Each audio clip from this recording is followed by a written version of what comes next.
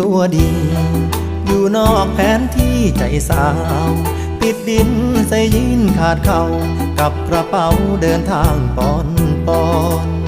บ่เป็นนักท่องเที่ยวแต่ชีวิตเกี่ยวกับการสัญจรเปลี่ยนที่เปลี่ยนงานแรมร้อนถูกพายุความจนพัดเป่า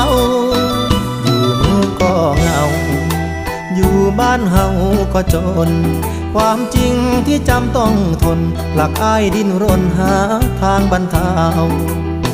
หน้าฝนเมื่อบานพอลมแล้งผ่านเข้าเมืองคือเก่าเป็นราษฎรชั่วคราวของทุกที่บ่มีจุดยืน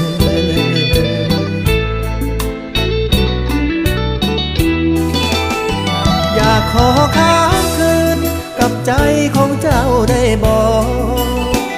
สงสารมาพอมันท้อเกินที่จะฝืนให้ใจค้างคืนกับใจของเจ้าได้บ่